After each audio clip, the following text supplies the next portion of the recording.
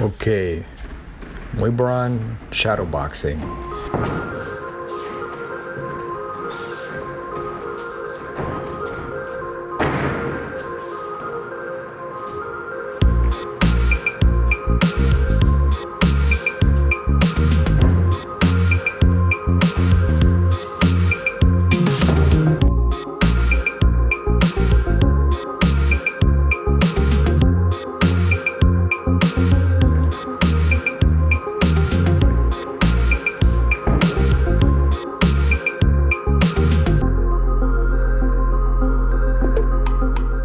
Muay Boran shadow boxing is unique because it is based on form that is comprised of sets and subsets of techniques put together and learned individually.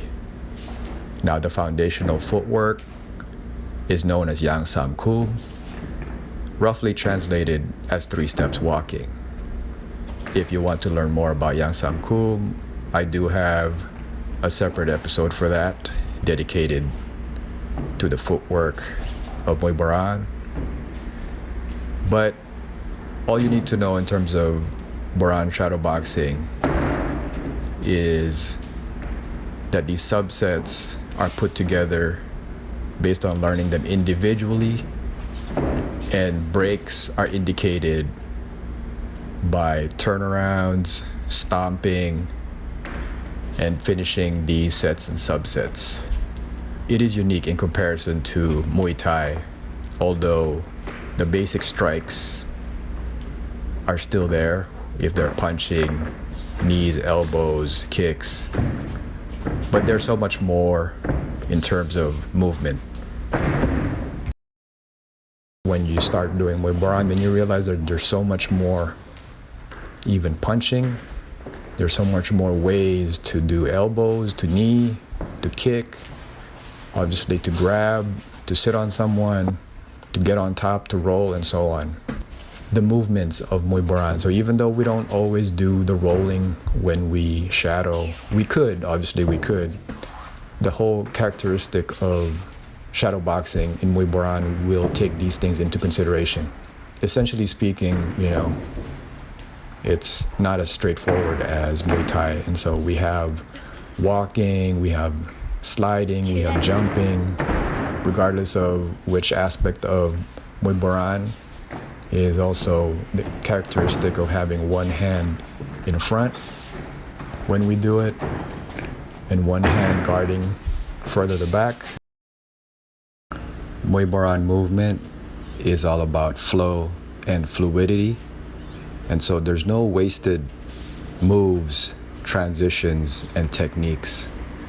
When we're working on our shadow boxing and using Yang Sam Kum as our footwork, we're thinking about our opponent, we're thinking about our moves,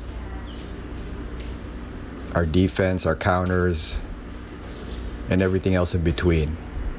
And obviously this is based on experience of training consistently. Initially, when you start working on flow, you can keep things simple.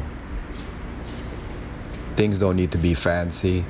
In fact, fancy is just a word that is used when people don't really understand the move or is not really accustomed to a certain movement. But when we do movements, none of it is fancy. It's all movements that work for us and works with purpose.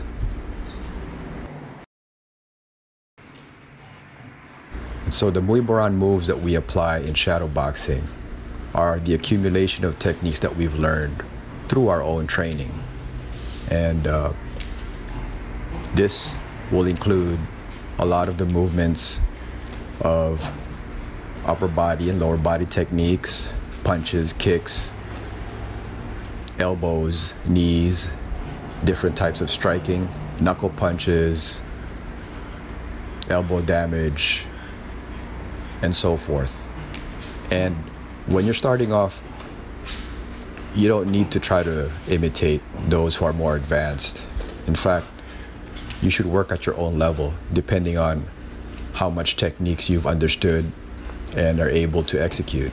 You start with those techniques, whether they're basic punches and knees and kicks, because that's really pretty much all you need in terms of being effective in sparring and fighting.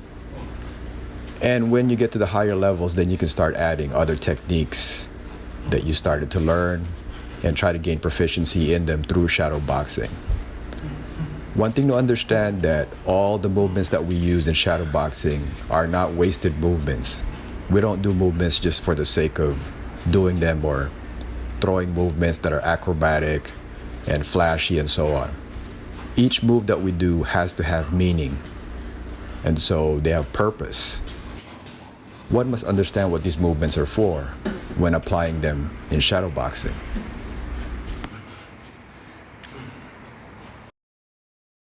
It is uniquely Muay Boran, and so obviously we can tell if someone really knows how to do Muay Boran, or if it's just a sort of copy, or if it's really just Muay Thai pretending to be Muay Boran. It's not the same thing. Yes, I said that the relationship between Muay Thai and Muay Boran, there are much similarities with the basics, but pretty much that's where it ends. And if somebody did not train Muay Boran, then they will not be doing shadow boxing and movements like a real Muay Boran practitioner would. Just a different way of training. It doesn't mean it's better or worse, it's just the way it is. Muay Boran again incorporates many other things that Muay Thai does not, because Muay Thai competition limits it. Competition, they're not allowed to touch the ground, they're not allowed to grab, in terms of grappling, going on the ground and so on, rolling. And so there's a lot of differences. But again, if we're just talking about shadow boxing, then the idea is to flow and become proficient with your techniques.